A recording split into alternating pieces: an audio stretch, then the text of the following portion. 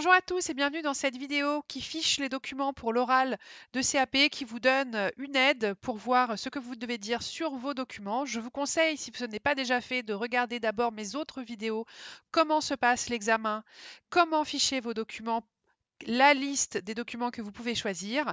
Ici, je vais donc commencer par ficher les 50 documents que je vous propose et dont les Padlets sont faits.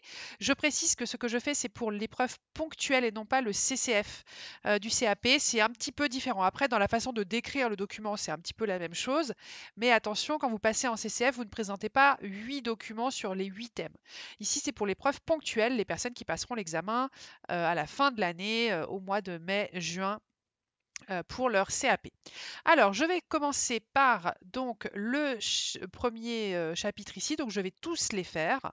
Donc, ici, être citoyen. Je vous rappelle donc que ici, c'est sur le site internet roreobo.wixsite.com que vous avez là. Donc, c'est dans Documents pour l'oral du CAP. Et ici, c'est le chapitre EMC1, pardon, être citoyen. Je clique et vous avez ici, voilà, le chapitre rose avec tous les chapitres que vous pouvez, tous les chapitres, je dis n'importe quoi, tous les documents que vous pouvez trouver. Alors, je vais commencer par le premier document. Être citoyen, si vous avez choisi ce document, donc c'est le rôle des partis politiques, c'est un texte. Donc, ce que je vais faire, c'est vous montrer comment utiliser, remplir la fiche, comment votre fiche doit être pour être parfaite. Je vais vous montrer cette fameuse fiche. Alors, voici la fiche que vous devez remplir. Cette fiche, vous pouvez la retrouver sur mon site internet ici, dans les documents pour l'oral, c'est ici fiche de documents. Voilà, donc vous avez cette fiche. Qu'est-ce que vous devez dire? Qui, quoi, où, quand? Donner la problématique, décrire le document. Qu'est-ce que je vois? Qu'est-ce que cela veut dire? L'esprit critique et la conclusion. Je résume le document, je fais un lien avec un autre chapitre. Donc, si je reprends mon document ici, être citoyen, le rôle des partis, pardon, être citoyen, le rôle des partis politiques. Donc, c'est un texte. D'abord, je le présente. Qui, quoi, où, quand. Donc, qui, ici, il n'y a pas de qui. On n'a pas la personne qui a écrit le texte, donc on ne met rien. Qui, quoi? Quoi? Eh bien, c'est un texte. Vous pouvez mettre un texte qui a été publié sur Internet, www.vippolitique.fr. Et c'est extrait du manuel d'éducation civique 3e Atier.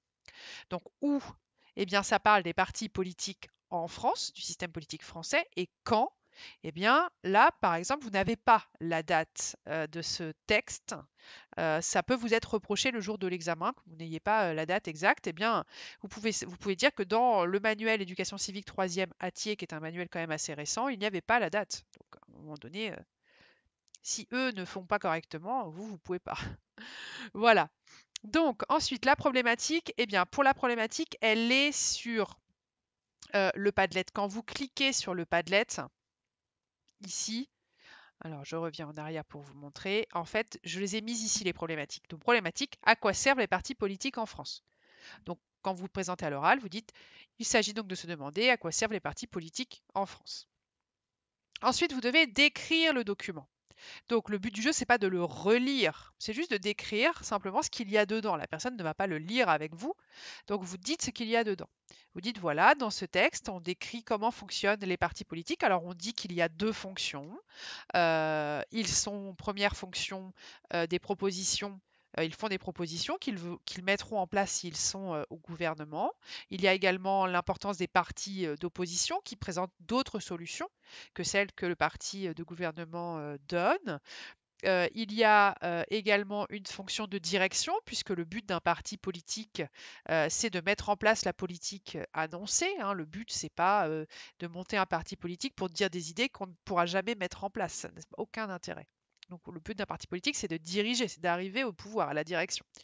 Ce sont des partis qui animent le débat public, ils contribuent à l'expression public puisque c'est les citoyens qui votent pour eux et ils jouent un rôle dans la sélection des responsables qui vont gouverner, bien sûr. Hein. On a dans les partis politiques, on choisit qui va être le candidat pour l'élection régionale, municipale, l'élection présidentielle, etc. Voilà, ça c'est la description. Ensuite, vous faites l'analyse, c'est-à-dire que vous apportez des connaissances de cours.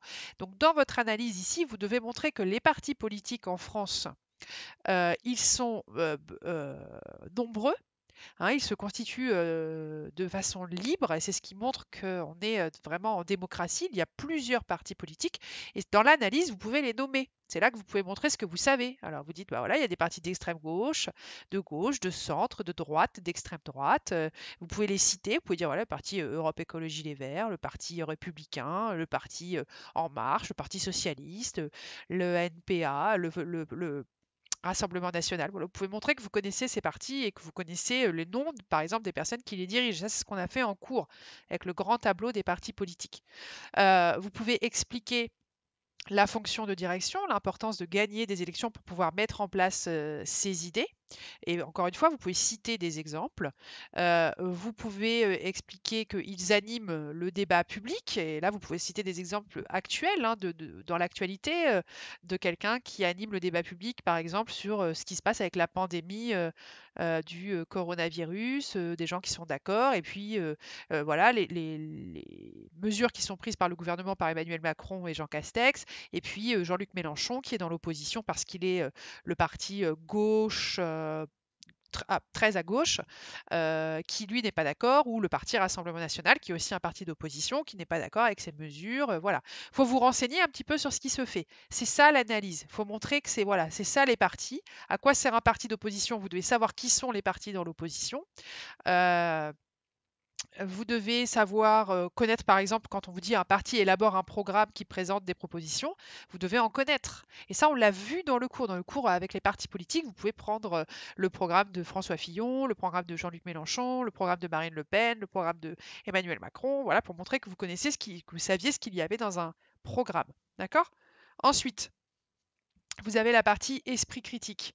L'esprit critique, qu'est-ce que ne dit pas ce texte ou en quoi il ne montre pas la totalité, tout? Eh bien, par exemple, vous pouvez dire que dans les partis politiques, qu'est-ce qu'on pourrait dire sur l'esprit critique?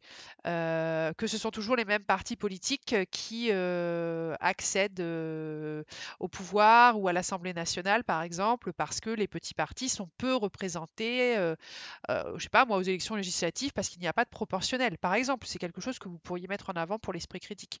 Montrer qu'il n'y a pas de proportionnel et que du coup, les petits partis qui représentent quand même des gens, même si c'est 5% de la population, eh ben, ils sont assez peu représentés dans certaines élections parce qu'il n'y a pas la proportionnelle. Donc renseignez-vous, qu'est-ce que c'est que la proportionnelle? Pourquoi c'est pas appliqué en France? Est-ce que c'est appliqué dans d'autres pays? Voilà. Ça demande du travail, hein, cet examen d'histoire-géographie. Vraiment, hein, ça vous demande de connaître, non seulement d'avoir été sérieux en cours, d'avoir écouté, mais d'avoir aussi de faire beaucoup de recherches personnelles pour pouvoir parler d'un document comme ça qui a l'air quand même assez simple, mais vous devez quand même avoir des connaissances personnelles sur ce document. Et c'est pour ça que je ne vous donne pas de correction toute faite. Je vous fais ces petites vidéos pour vous guider, pour que vous sachiez ce qu'il faut faire à peu près. Mais je ne peux absolument pas vous donner de corrections toutes faites que vous répéteriez par cœur, ça n'aurait aucun intérêt. Voilà, ensuite vous faites une conclusion. Nous avons donc vu que les partis politiques en France ont plusieurs fonctions de direction, de proposition de loi. Quand ils sont des partis d'opposition, ils peuvent proposer des solutions alternatives, c'est-à-dire d'autres solutions. Et on pourrait totalement faire un lien entre ce chapitre et le chapitre d'histoire de la Révolution française jusqu'à la Ve République, qui montre que ça n'a pas toujours été simple de mettre en place des partis politiques, qu'à la Révolution française ça a été compliqué, que des partis se sont par exemple entretués. Quand on voit que les montagnards ont fait tuer une partie des Girondins, puis après les montagnards se sont entretués entre eux, etc. Voilà, vous pouvez faire un lien avec ça, ou vous pouvez faire un lien avec le 19e siècle et d'autres partis politiques qui se sont créés à partir de ce moment-là, notamment les partis socialistes, partis communistes qui arrivent au début du 20e siècle. Voilà, vous pouvez faire des liens sur ça. J'espère que c'est clair pour ce document. Vous allez donc avoir 50 vidéos. Celle-ci, c'est la première, le premier document. Je vais faire ce type de vidéo pour tous les autres documents pour vous aider à préparer au mieux votre examen. Voilà, bon courage, bonne révision. Ciao!